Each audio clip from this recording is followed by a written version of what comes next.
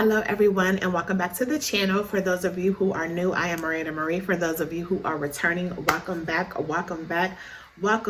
the channel. So I'm coming to you today because I know if you watched my previous video, I told you that I was doing some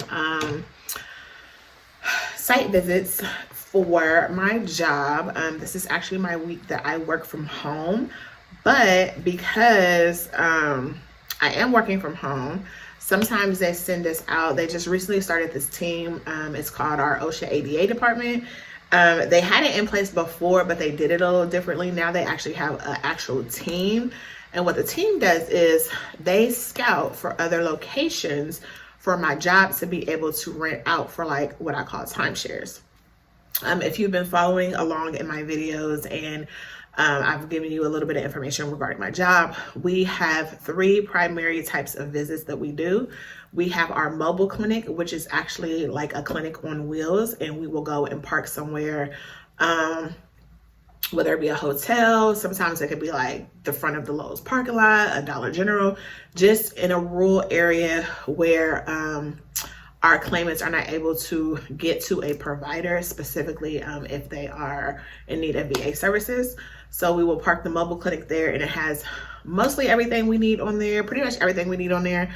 It usually consists of 2 rooms, a middle bay, a bathroom for specimens only. It does have x-ray capability. It also has some auditory booths on some of them. If we are not using the actual headsets, there are some that do have the old school booths with the measuring board on the outside. We also have dental x-rays on all of them because we do also offer dental services when they are required in a specific area. And then of course we have a section where there is a wheelchair lift. So for people who are unable to go up and down stairs, we can give them the lift that goes down, and then we secure them and take them up to the top. And then that way they are able to be seen with our provider. Our second type of visits that we have are homebound visits, which we do those for our terminally ill. Those are usually the ones that are actually in an assisted living in their own home, and their spouse or a family member is taking care of them.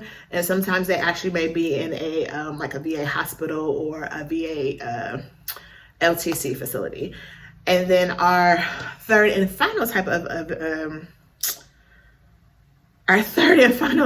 appointments that we do are what we call timeshares. So timeshares are when we go into other businesses. Usually it's like a chiropractic office. It might be like a privately owned family practice. It could be a dental office. It could be a psych office. Just any kind of specific space where we're able to rent it out, go in and see our patients for the day in that area. So that leads me to my video for today. So since I have been working from home this week, I actually had some OSHA ADA site visits to do. And what that is we have a questionnaire of questions that we have to go through when we go to a possible timeshare building, and we have to check these things off to see if they are actually OSHA and ADA up to code, however you want to put it. So that's what I've been doing for the last 2 days. I actually just got back home from my final ones for today. It's about 1:45, so I still got about just under 3 hours before I officially clock out. So what I want to come in and explain to you like how we do the questionnaire, or you know what the questionnaire looks like. So stay tuned and I will be right back. Okay, so this is a little bit of like what the questionnaire looks like. It'll tell you that it's an on-site audit, and it'll tell you it's for internal use only. These are the sets of questions that we have. I believe there's about, I want to say almost 50 questions altogether. But as you go down, you'll just fill in like, is this a new location? You would enter new, or if it has a location number. Some of these we've actually done before. I can kind of move my hand. I was trying to block out some information so you guys wouldn't see it. But These are just some of the questions that they ask you, like the location ID, or if it's a new one, you would just type in new, the location name. So that's going to be the actual name of the building. So when people are given directions, they know what to look for, since it's not going to be my company's name on the building. The address, it's also going to show, they're going to ask you like what type of events can be held in the building. So we have gen med, we have behavioral health, TBI, vision, dental, audio, diagnostics. And what they mean by diagnostic is like EKG, Doppler, blood work, things like that. And then they have x-ray, sleep med, and then of course other. Wouldn't really use other as much, but the rest of them we definitely do. And then any kind of notes or things that you would need here. And then they'll just ask like, is there an appropriate process in place to verify the veteran's identity?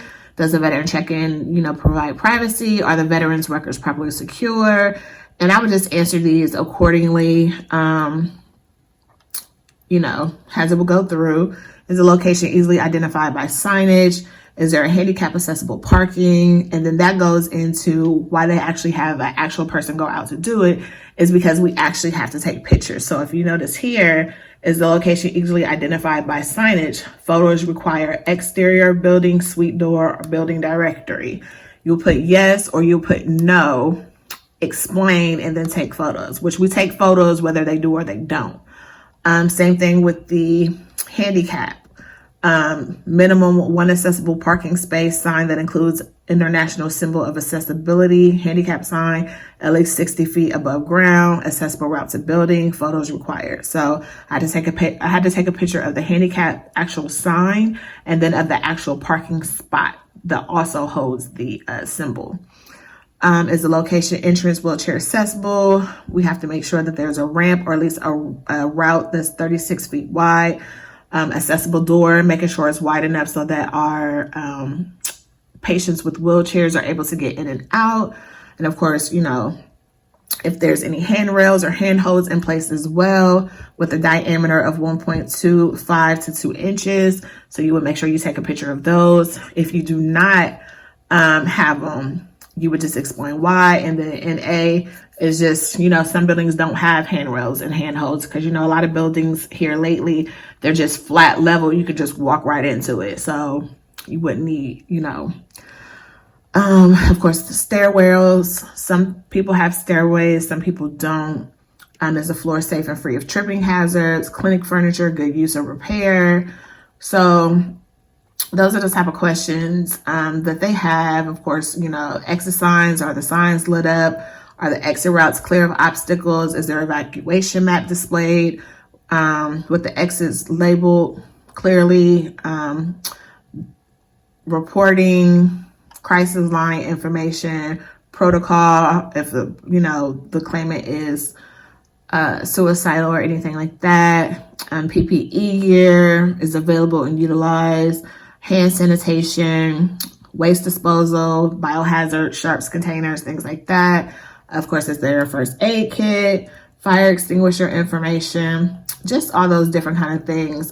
Examination rooms accessible for people with wheelchairs, just making sure that doorway is a certain amount wide enough for a wheelchair to fit through and that there's clear floor space for them to be able to, turn around in a 180-degree turn. Does examination rooms ensure privacy? So of course, HIPAA, we want to make sure that when they're going to be seen, they do have that privacy. Some offices do not, like some dental offices, how they just have bays and they're just kind of open. So it's not like a really enclosed room. But those are the type of questions that they ask for. Are medical supplies available, stored hygienically? Medical instruments available and in good repair, functional state? If they have a sound booth, that was going back to, auditory hearing tests, things like that. So there's a section on there about that.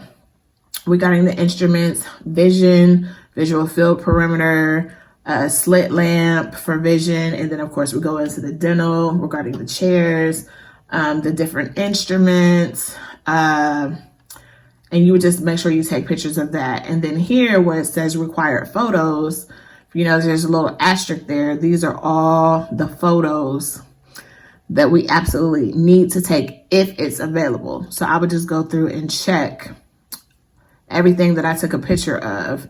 And then once I have all my answers and it's submitted, I would just hit submit. It will go directly to our OSHA ADA department. One of the representatives will obtain that, and then I will also send an email with all the pictures for each building that I had to see, because you have to do a separate questionnaire for each of the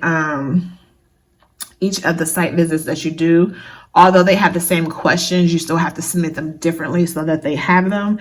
And then once you do that, there's a special email for the OSHA ADA department that we send a email to with the location of the site that we saw and that the survey had been completed. And then we attach all the pictures that we took and send that over as well, so they can match everything up together.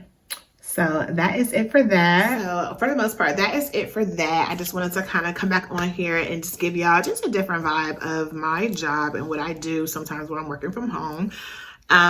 Once I get these submitted and enter in, I actually need to work on my certified, which are my charges that I have to put in from my last event, so that I can get paid for my per diem, and then go ahead and prep for my upcoming week, because I do have an event where I leave out Sunday.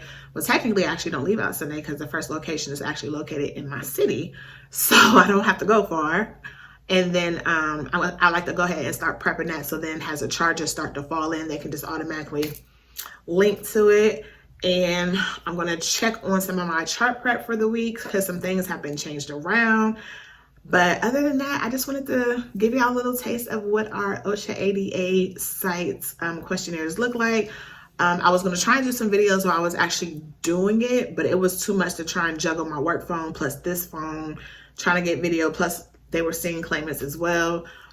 It was one office that I probably could have did it in, but the representative that I was speaking with, we were having a really good conversation, so I didn't even want to turn on the camera.